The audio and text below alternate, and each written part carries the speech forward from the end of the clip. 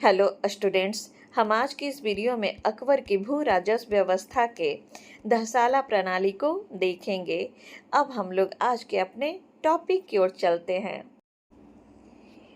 अकबर ने अपने शासनकाल के 24वें वर्ष 1580 में 10 साला प्रणाली को शुरू करके मुगल कालीन लगान व्यवस्था को अस्थायी स्वरूप प्रदान किया।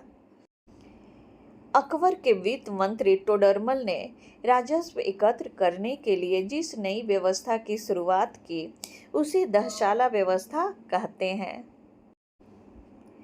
10 साला व्यवस्था को ही जब्ती व्यवस्था, टोडरमल बंदोबस्त भी कहा जाता है, क्योंकि इस व्यवस्था के प्रणेता टोडरमल थे। इस व्यवस्था में 10 वर्ष में हुई फसल की पैदावार तथा उत्पादन लागत का सावधानी पूर्वक सर्वेक्षण किया जाता था। पिछले 10 वर्षों में उत्पादित विभिन्न फसलों के औसत मूल्य की गणना करके औसत पैदावार का 1/3 भाग राज्य को कर के रूप में दे दिया जाता था। यह व्यवस्था अकबर के सभी प्रांतों में लागू नहीं था, केवल उन्हीं प्रांतों में लागू था जिन राज्यों में मुगल प्रशासन सर्वेक्षण कर सकता था और उनका रिकॉर्ड रख सकता था। इसी कारण गुजरात और बंगाल में यह व्यवस्था लागू नहीं था। अब हम लोग 10 साला व्यवस्था की विशेषताओं को देख लेते हैं, जिसमें से फर्स्ट है, भूमि को मापने के लिए रस्सी के स्थान पर बांस के टुकड़ों का इस्तेमाल किया जाने लगा। नेक्स्ट है, 10 साला व्यवस्था में भूमि के क्षेत्रफल की इकाई बीघा माना गया। नेक्स्ट है, इस व्यवस्था के तहत पिछले 10 वर्षों की उपज के औसत के आधार पर लगान की राशि निर्धारित की गई।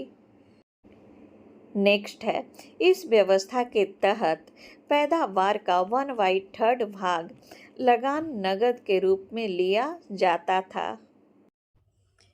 नेक्स्ट है, स्थानीय अधिकारियों की मनमानी खत्म।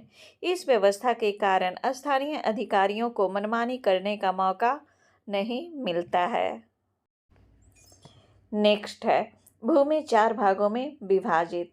10 साला व्यवस्था के अंतर्गत भूमि को 4 भागों में बांटा जाता है, जिसमें से फर्स्ट है पोजल भूमि, सेकंड परौती भूमि, थर्ड चाचर भूमि, फोर्थ बंजर भूमि। पोजल भूमि वह भूमि थी जिस पर नियमित रूप से खेती किया जाता था। चाचर वैसी भूमि थी जिस पर एक बार फसल हो जाने के बाद उसे 3 से 4 वर्षों के लिए छोड़ दिया जाता था। परौती वैसी भूमि थी जिस पर 1 वर्ष छोड़कर खेती किया जाता था।